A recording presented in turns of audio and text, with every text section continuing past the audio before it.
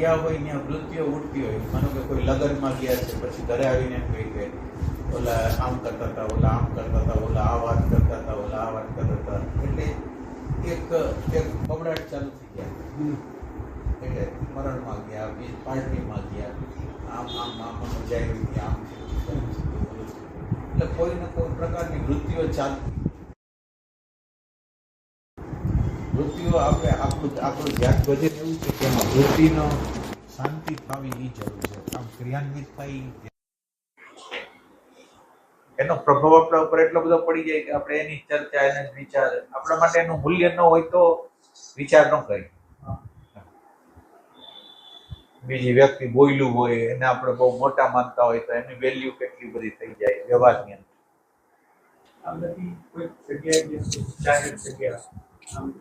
અને ઓવરઓલ જે વાતાવરણ હોય ઓવરઓલ તો એની અસર તો થાય ભગવાન કે નો ત્યારે તમારી અગર સેપરેશન ન હોય એટલે થાય.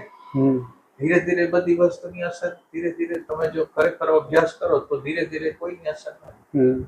અસર આના સિવાય દુનિયામાં કોઈ મૂલ્યવાન જ નથી. પછી મને અસર છે નહીં આવે આ દુનિયામાં. એટલે અસર હું કયા સંદર્ભથી કહું છું કે કોઈક લગ્ન પ્રસંગમાં ને આમ તેમ ગયા એટલે ઓવરઓલ બધી જગ્યાએ એ વાતાવરણ છે. એટલે છીએ ખરા અંદર છીએ, રસ નથી લેતા, તેનો ઓવરઓલ આખો એક માહોલ છે, વાતાવરણ.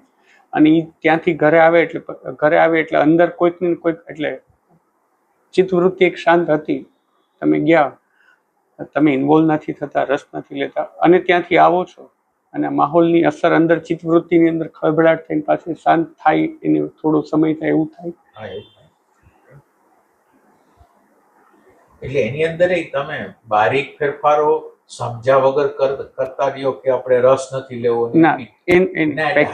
બહુ ધ્યાન રાખવાનું કે નકર તમને બહુ માર પડશે. હા બરાબર. સમજ્યા વગર તમે જો કરશો ને તો તમને બહુ માર પડશે.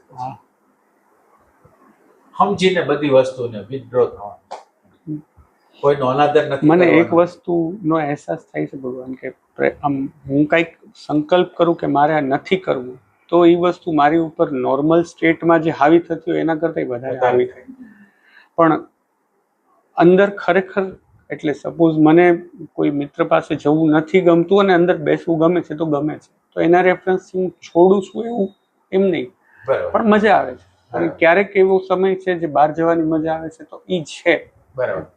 પણ એટલે આ રીત એટલે મને એવું લાગે કે જે પ્રયત્નથી હું એમ કહું કે ના મારે આ વિડ્રો થઈ જવું છે એવું તો કોઈ દિવસ થાય નહીં. અન્ડરસ્ટેન્ડિંગ થી જ પોસિબલ છે. હા, અન્ડરસ્ટેન્ડિંગ વગર તમે જે વિચાર કરો ને એના દ્વારા તો શું થાય, કેઓટિક સ્થિતિ થઈ જાય, અરાજક સ્થિતિઓ. એને લીધે આપણે શું કહેવાય કે યોગ્ય ન્યાય પણ વ્યવહારને ન થાય. બરાબર.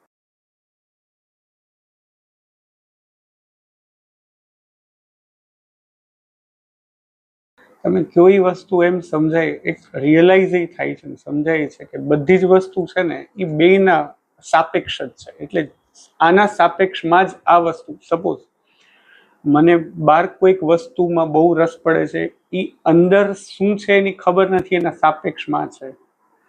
જેટલા સાપેક્ષમાં આનું થતું જશે એના પ્રમાણે અને ઈ બેનો અહેસાસ અને તમારે કરવાનું કઈ વિથડ્રો કરવાનું નથી. તમારી અન્ડરસ્ટેન્ડિંગ ને તમે વધારશો એટલે ઈ જે કરશે ને એની મેળે થશે. ઘણી વાર શું થાય, એમાંથી પસાર થવાનું હોય 1 વર્ષ, 6 મહિના, 12 મહિના, 2 વર્ષ, 5 વર્ષ, એવું નહીં. આમાં પસાર થવાનું જરૂરી હોય તો એ પસાર થવું જ પડે. પણ તમે એમાં કામ કરો છો કે નહીં એ વસ્તુ.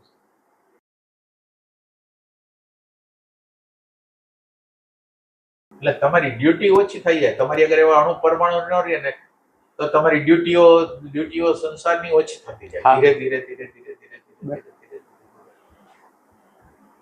એટલે હું મારા જીવનને જોઉં તો શરૂઆતની ડ્યુટીઓ કેટલી હોય, અત્યારની ડ્યુટીઓ કેટલી હોય, મોટો ફરક પડી ગયો છે. બરાબર. ઘણો. હવે એ અણુ પરમાણુ ન આવે. કાલે મેં મારે જે કરવાનું હતું મેં કરી લીધું, એ બરાબર કરી લીધું, એટલે આજ હવે એ અણુ પરમાણુ ખુલે છે. હવે પ્રસંગો ઈ ટાઈપના જે પહેલા આપણે રજોગુણ થી કરતા કે જે આપણા ભાગ્યમાં આવ્યું, તમે અંદરથી અણુ પરમાણુ ઈ ન રાખો ને એટલે એ ઘટનાઓ ઘટવાનું બંધ થતી જાય તમારા જીવનમાં. બરાબર.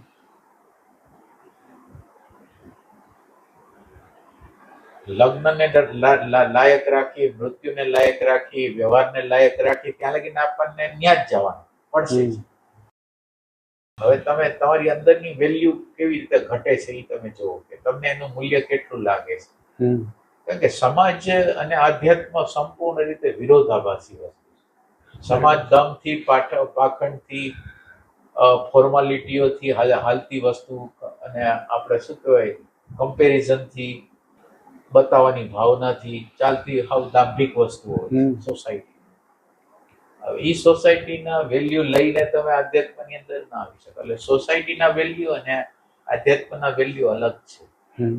એટલે સોસાયટીની વ્યક્તિ બનીને તમે આધ્યાત્મિક ના થઈ શકો. એનો અર્થ એમ નહીં કે તમારે એમાં પસાર નથી થવાનું. પસાર થવાનું એટલે પસાર થવાય છે, પણ પહેલા જે વેલ્યુ હતી ને કે આ બહુ અગત્યનું છે, હવે ઈ શું છે એની ખબર છે ને પસાર થવાય એમ જ ને ભગવાન.